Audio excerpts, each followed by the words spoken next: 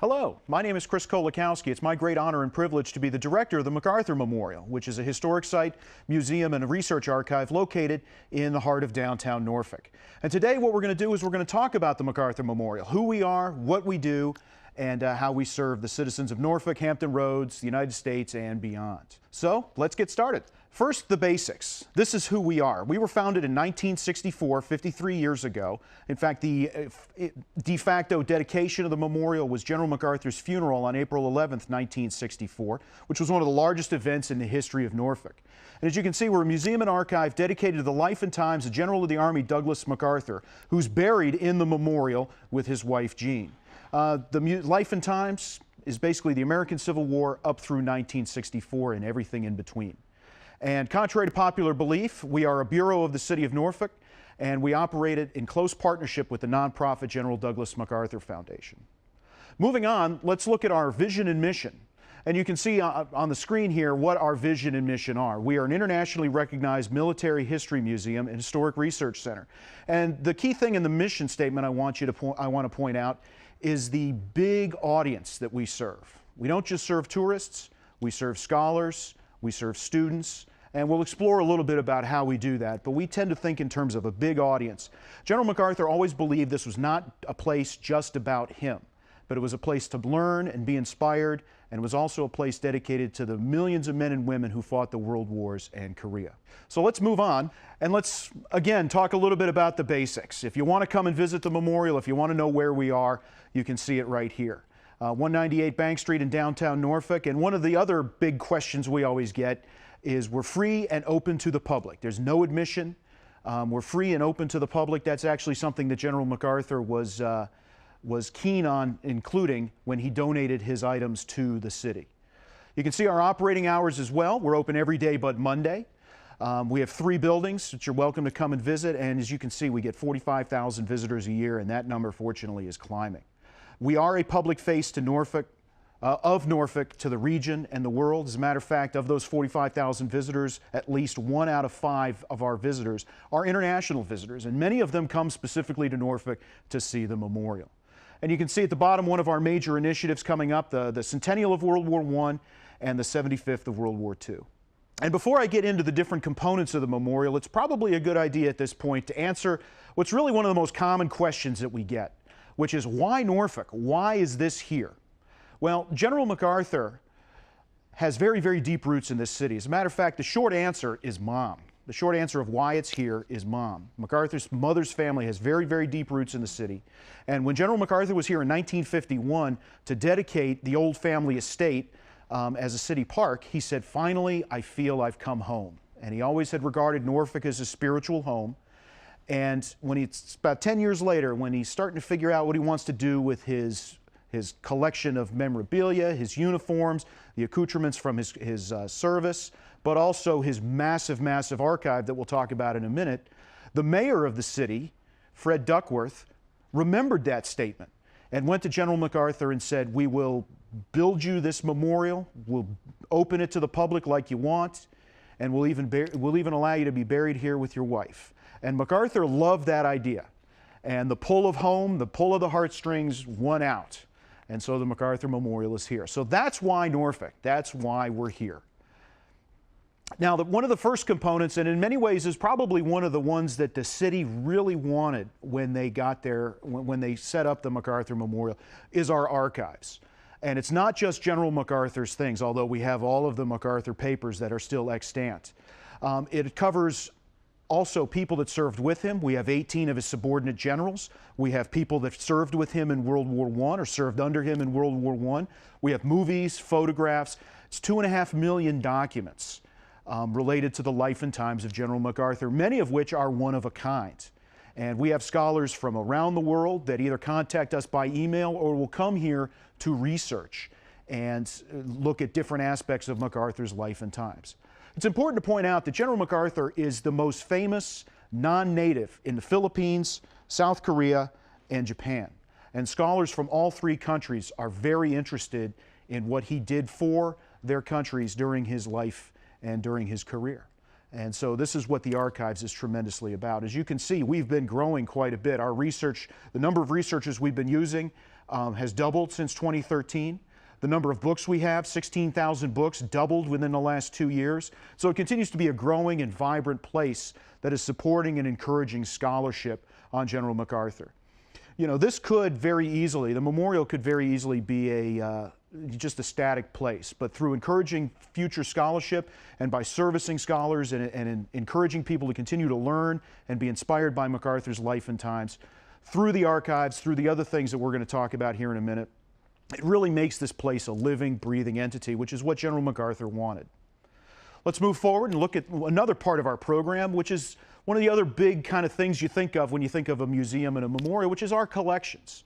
We have over 15,000 artifacts, and they range in size, as you can see, from very small pins, including Mrs. MacArthur's jewelry, as a matter of fact, all the way up in size to General MacArthur's Chrysler, which he used from 1950 until the end of his life in 1964, and then everything in between. Uniforms, weapons. But one of the things I would like to point out is that when you come to the MacArthur Memorial, yes, MacArthur was a great general, but our collections are more than just guns and battles, and it's more than just military accoutrements. Some of the things that we have, for example, we have some of their son Arthur's toys. We have some of his clothing that was given. We have trophies. But one of the things that we have that most people are really surprised at is of those 15,000 items, we have 4,000 objects of Asian art that were given to the MacArthurs or were acquired by the MacArthurs in their travels. It's one of the best collections of Asian art outside of North America. And it just illustrates the diversity of the collection that we have among our artifacts. But the last thing I want to talk about is I want to talk about what in many ways is probably our largest artifact, which is the memorial building itself, which you can see is the right-hand picture there. And that's the building where in the rotunda General MacArthur and his wife were buried. This actually was Norfolk City Hall. It was built in 1850, or built 1847 to 1850, and opened that year. And in 1862, the city surrendered to the Union Army on the front steps of that building. In 1961, when Duckworth is negotiating with General MacArthur, they are vacating this building into what is now Norfolk City Hall. And so it was empty. And it was tailor-made for the memorial, and Duckworth included it as part of the city's offer. So in some ways, one of our largest and most important artifacts is the City Hall building itself and what it means to the city of Norfolk. And it's kind of fitting, actually, that one of Norfolk's most famous sons is also tied to one of Norfolk's key buildings in the heart of the city. So that's a little bit about our collections. Let's move forward and let's look at what we do with some of the collections, because it's not just housing these collections, although obviously we do have a big mission to preserve these items for future generations, for 100 years, people 50, 100 years and beyond, to inspire and to learn and to study them. But we also do a lot with exhibits. We have permanent exhibits in the MacArthur Memorial Building itself that take you through General MacArthur's life and times. For example, there we have his iconic hat, pipe, sunglasses, General MacArthur's medals, and a whole bunch of other things related to the life and times of General MacArthur and his parents. Among the things that we do to keep the memorial fresh and to get some of the other collections out into the public and to get people to see them, because as a general rule, anytime you visit a museum, only about 20% of the collection is actually on display at any one time. We do a variety of special exhibits. First, I want to direct your attention to the photograph on the right, which is our last special exhibit in our visitor center called Keeping the Promise. And it used objects from our collection to tell the story of the liberation of the Philippines, and is a perfect illustration of how we use MacArthur's story to influence and to teach and inspire today. The whole theme behind this exhibit, which was open from February of 2015 until January of 2017, was that when General MacArthur left the Philippines in 1942, he said, "I shall return." And that was a promise that the Filipinos took as great gospel. And the fact that the United States, alone among all the colonial powers, kept their promise influences Asian geopolitics and influences the United States' role in Asia today. That's the story we were exploring. Our new special exhibit, which opened April 2017, is called Over Here, Over There, and explores U.S. involvement in World War I, both from the perspective of here, Hampton Roads, and the United States writ large, and also over there, telling the story of the American Army, which included General MacArthur, telling the story of the American Army fighting on the battlefields in France. One of the other things we do is we partner with local cultural organizations. In this case, you can see on the left the Norfolk Botanical Garden as part of their Lantern Asia exhibit, to showcase different parts of the collection in off-site exhibits. This particular exhibit, which used items from the MacArthur Art Collection, was up during the Lantern Asia exhibit for several months in the spring of 2016, and really brought out some items that, to be quite honest, hadn't seen the light of day in a very long time. And it's just another way to get the collection out there and to get people to see the MacArthur collection and to see the story, interact, and engage with the amazing resources that we have here at the MacArthur Memorial. Let's move on and let's look at another way that we get people to engage with the MacArthur story, and that's specifically through our education programs. We have some very robust education programs. You can see here some of the students are using our traveling trunks. These are Foot Locker size, World War I and World War II Foot Locker size, that contained different artifacts, different printed material, things like that from the World Wars for kids to actually put on white gloves and interact with, introduce them to what a museum is, but also introduce them to that era and the people of that era. And then the other point I'd like to make about our education program is we do a variety of public programs we'll talk about shortly. But one of the other parts of our education program is military education. We do a lot of professional development for the Coast Guard, for Joint Forces Staff College, Navy, Army, Marines, the different military units in Hampton Roads. Using the story of MacArthur, using the items that we have and the experiences of General MacArthur to teach and to reinforce what they're doing. Otto von Bismarck said once, "I don't learn from experience, I learn from other people's experience." And by using this to teach, we're trying to get the modern military to learn from MacArthur's experience and carry those lessons forward. So that's our education program. It's a key part of what we're doing.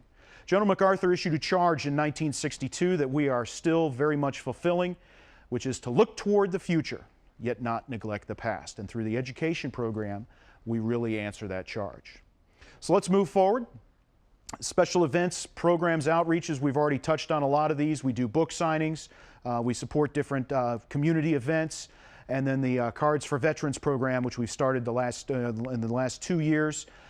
That's getting our visitors to make cards, which we distribute then to the local Veterans Affairs, local VA hospitals in the area. It's been a very popular program for us. So we have a variety of different things that we do to engage a whole bunch of different audiences and again answer General MacArthur's charge. And the last thing I'll point out to you about the memorial in terms of how we engage audiences is we host different events. 2015, we hosted a bill signing for Governor Terry McAuliffe in our visitor center. We host different events for different communities. The Korean community has done different things out here. We host Anzac Day for the local Australian military community. That's every April 25th.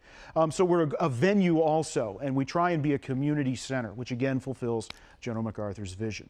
Take a look at some of the things we've got going on. One of the huge priorities for us, and it has been since 2012 and will continue to be through 2019, is the World War I Centennial. It's a tremendous time to celebrate this, to commemorate this important moment in the history of the United States and really of the world in many ways. And you can see some of the different ways we're doing that through symposia, through school materials, which I've already alluded to a little bit, our special exhibit, and we're doing a film series tied to education programs and curricula to help make this program accessible to students around the country. Lastly, let's move forward. I want to talk about some of our 2017 events coming up. You can get far more information about this on our website, which I will show you in just a minute, but you can see the wide variety of offerings that we have here at the MacArthur Memorial, again, to continue to make this a living, breathing place. Let's move on, and lastly, I want to tell you where you can go if you want more information or if you want to engage with us a little further. You can see our website there, macarthurmemorial.org. You can call us. We're also on Facebook. We also tweet at MacArthur1880. So there's plenty of different ways to engage with us. And as I conclude here, I'd simply say, come on down and see us. Even if you were there recently or if you haven't been there recently, come on down and see us. We've got a lot of great stuff going on. We're a true asset to Norfolk, and we hope to see you soon at the Memorial. Thank you very much.